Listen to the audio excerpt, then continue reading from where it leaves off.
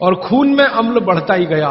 रोज आपने 1 चम्मच चीनी खाई, 2 चम्मच चीनी खाई, 3 चम्मच चीनी खाई, हर दिन उसमें से अम्ल निकल रहा है और पेट का अम्ल भी उसमें जुड़ रहा है, फिर निकल रहा है, फिर जुड़ रहा है, फिर निकल रहा है, फिर 10 साल का हिसाब निकालो, 20 साल का निकालो, 30 साल का निकालो, आपका दिमाग घूम जाए। रोज का अगर 2 चम्मच चीनी का हिसाब जोड़ो, वैसे तो जो 2 चम्मच से ज्यादा ही रहती है एक आदमी की जिंदगी में चीनी। दूध में भी चीनी लेते हैं, चाय में भी चीनी लेते हैं, 2 चम्मच रोज की। 2 चम्मच माने हो गई लगभग 10 ग्राम के आसपास। तो 10 ग्राम चीनी रोज की 1 साल में कितनी, 10 साल में कितनी, 30 साल में कितनी, 40 साल में कितनी, हिसाब निकालोगे ना तो मरते समय तक 1 बोरा चीनी तो कोई भी खा लेता है, 100 किलो तक। अब इतनी चीनी खा के जो एसिड बनेगा वो कहां जाएगा? बेचारा आपका किडनी जितना निकाल सकता है वो निकालने की कोशिश करेगा, लेकिन सब नहीं निकाल पाया तो ये रक्त में ही रहेगा। और यही एसिड है जो वात के रोग आपको पैदा करेगा। तो इसलिए चीनी और गुड़ एक ही चीज में से बनने वाली 2 मीठी वस्तुएं हैं, लेकिन गुड़ में क्या है? गुड़ जब आप खाएंगे, फास्फोरस किसी भी चीज में रहे क्षारपण ही रखता है वो उस चीज को, माने उसमें एल्केलाइन की प्रॉपर्टी ही रहती है।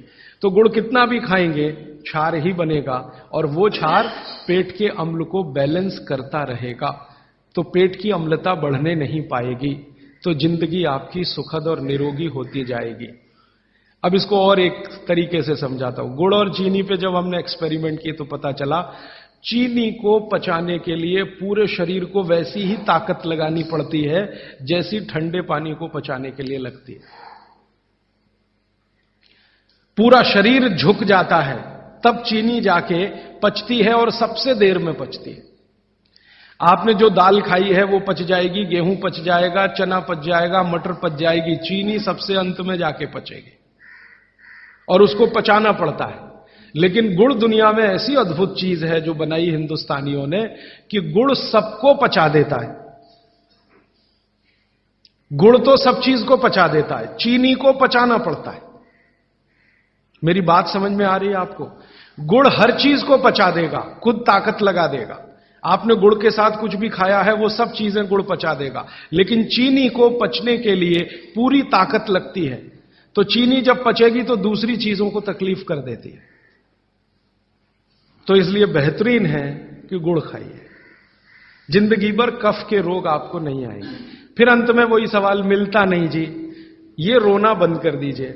दुनिया में हर चीज मिलती है, जहर भी है, अमृत भी है, आपको क्या चाहिए? और आज की दुनिया है ना, आज की दुनिया माने आज का मार्केट, माने आज की इकोनॉमिक्स, वो बायर्स इकोनॉमिक्स है, कंज्यूमर्स इकोनॉमिक्स है। बायर्स मार्केट है, कंज्यूमर मार्केट है। माने जो ग्राहक मांग करेगा वही चीज बाजार में टिकेगी, ग्राहक मांग ही नहीं करेगा तो वो टिकने वाली ही नहीं है। तो आप मांग करना शुरू करो, जी गुड़ चाहिए, गुड़ चाहिए, गुड़ चाहिए, तो आप में से ही कई लोग खड़े हो जाएंगे, बोलो कितना चाहिए। मैं कोल्हापुर जाके आता हूं, गुड़ वाले से बात करके आता हूं, हमारा गुड़ जो है हमें सफेद नहीं चाहिए, हमें तो वो वाला गुड़ चाहिए जो काला का। कोई कहेगा मैं बिहार जाके आता हूं, गुड़ वाले से बात। जहां जहां गुड़ बनने के बड़े केंद्र हैं, बिहार बहुत बड़ा केंद्र है, गन्ना होता है, कर्नाटक में बहुत गन्ना है, महाराष्ट्र तो गन्ने का सबसे बड़ा केंद्र है हिंदुस्तान में। आपका महाराष्ट्र आपके बॉर्डर पे ही है, आंध्र प्रदेश में बहुत गन्ना है, तमिलनाडु में भी गन्ना है, कई इलाके तमिलनाडु में गन्ने के। जहां जहां गन्ना होता है वहां गुड़ बन सकता है। आप गुड़ बनाने वाले को बस संपर्क कर लीजिए कि देख भाई, तू इसमें वॉशिंग पाउडर मत डालना, तू इसमें वॉशिंग पाउडर मत डालना, लगे तो 2 रुपए किलो ज्यादा ले लेना। तो वो जो 2 रुपए किलो का लालच है वो ही उसको ईमानदार बना देगा। आप ले लो उससे। वो कहता है जी मेरा गुड़ 15 रुपए किलो, आपको मैं 17 रुपए किलो ले लूंगा, तुम इसमें ये जहर मत डालना। और वो 2 रुपए किलो आपने जो ज्यादा दिया वो जिंदगी के लिए कोई घटिया सौदा नहीं है, बहुत फायदे का सौदा है। तो गुड़ बनाने वाले इस देश में आज भी हजारों की, लाखों की संख्या में है, गांव गांव में है। आप उनसे संपर्क कर लीजिए और कोई एक गुड़ का केंद्र ही शुरू कर दीजिए। आपके आपस में सब लोगों को, जितने कम से कम 500-700 लोग यहां बैठे हैं, इतने घरों के लिए गुड़ आ सकता है, जरूरत के हिसाब से आपको उपलब्ध हो सकता है। तो ये मत कहिए कि मिलता नहीं, हर चीज इस देश में मिलती है, छोटे छोटे गांवों में भी उपलब्ध है। कुछ लोग गुड़ खाइए, कुछ लोग काकवी खाइए, माने जिसको राब कहते हैं। जितना जाड़े का समय है ना, नवंबर, दिसंबर, जनवरी, फरवरी तक राब भरपूर खा सकते हैं।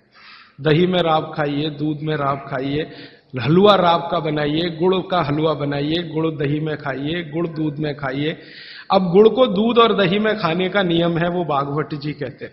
वो कहते हैं जी दही में मिला के गुड़ खाया जाए, दही में मिला के गुड़ खाइए, दूध में गुड़ कभी मत मिलाइए, दूध में गुड़ कभी मत मिलाइए, दही में मिला के खाइए। तो दूध में कैसे खाएंगे जी? दूध में ऐसे खाएंगे कि पहले गुड़ खा लीजिए, पीछे से दूध पी लीजिए, या दूध पी लिया, पीछे से थोड़ा गुड़ खा लीजिए। दूध में गुड़ मिला नहीं सकते, और दही में कभी भी बिना मिलाए मत खाइए। आप में से कोई बिहार वाले हैं ना, तो वहां पर एक बहुत बढ़िया व्यंजन मिलता है, उसका नाम है दही चूड़ा। दही चूड़ा ही कहते हैं, चूड़ा। ये मिथिला में मैंने खाया, और ऐसा अद्भुत है जो दुनिया में शायद कहीं ना हो। मिथिला में, मिथिला माने एक एरिया है बिहार का, करीब 8-10 जिले उसमें आते हैं। उन जिलों में जब भी आप जाएं तो मेहमान को वही परोस के लाते हैं। तो मैं भी मेहमान जैसा ही रहता हूं, तो मुझे हर घर में दही चूड़ा मिलता है। तो वो दही डाल के लाते हैं, ऊपर से गुड़ डाल के लाते हैं, दही के ऊपर गुड़ रहेगा। तो मैंने कई बार कहा कि अलग प्लेट में गुड़ ले आओ, तो वो कहते नहीं, आपको फिर खाना नहीं आता दही चूड़ा। तो पहले मुझे सच में नहीं मालूम था। अब जब ये मुझे पता चला बागभट्ट चिकित्सा का, तब मेरी अकल में आया कि वो सब बागभट्ट के चेले हैं, दही में गुड़ मिला के पहले से ही चिवड़ा पे रख के लाते। तो दही में गुड़ मिला के ही खाइए। अगर आप दही खा रहे हैं तो गुड़ मिला के ही खाइए, तो दही के कई दोष जो आपके लिए अनुकूल नहीं है वो भी खत्म हो जाते हैं। और दूध में गुड़ कभी भी मत मिलाइए। एक जगह तो वो ये कहते हैं कि दूध खाली पी लीजिए, गुड़ आगे पीछे खा लीजिए, वो ज्यादा बेहतर है। तो गुड़ खाइए, मेरा कहने का मतलब ये है। अब गुड़ के कितने प्रिपरेशन है हमारे घर में? गुड़ का, तिल का प्रिपरेशन एक है, तिल पट्टी कहते हैं, गजक। तो भरपूर गजक खाइए। क्यों खाइए जी? तिल है और गुड़ है। गुड़ में जो केमिकल है ऑर्गेनिक, तिल में लगभग वही सब है जो गुड़ में है। तिल भी क्षारीय है, गुड़ भी क्षारीय है, और दोनों क्षारीय चीजें खाएंगे तो पेट के अम्ल को बैलेंस करती रहेंगी। तो तिल गुड़ रोज खाइए, माने तिल की पट्टी बनाइए, गजक बनाइए, नहीं तो तिल का लड्डू बनाइए, गुड़ के साथ बनाइए। फिर इसी तरह से मूंगफली है, मूंगफली भी क्षारीय है और गुड़ भी क्षारीय है। तो मूंगफली और गुड़ मिला के वो पट्टी आती है, वो खाइए, बच्चों को खिलाइए। और आपके पास जो भी प्रिपरेशन है गुड़ तिल के, गुड़ मूंगफली के, वो सब बनाइए। और ये जो 3-4 महीने हैं, नवंबर, दिसंबर, जनवरी, फरवरी तक भरपेट खाइए, भरपूर खाइए, क्योंकि इस समय आपके शरीर को इन्हीं की जरूरत है। तो कफ जिंदगी से बहुत दूर रहेगा। तिल खा रहे हैं, गुड़ खा रहे हैं, मूंगफली खा रहे हैं, कफ बढ़ने की बिल्कुल संभावना नहीं। तो जिंदगी में कफ के रोग आने की संभावना नहीं। अब जानते कफ का सबसे खराब रोग क्या है? मोटापा। मोटापा कम करना है तो भरपेट गुड़ खाइए, भरपेट तिल खाइए, भरपेट मूंगफली खाइए, मोटापा भी कम हो जाएगा।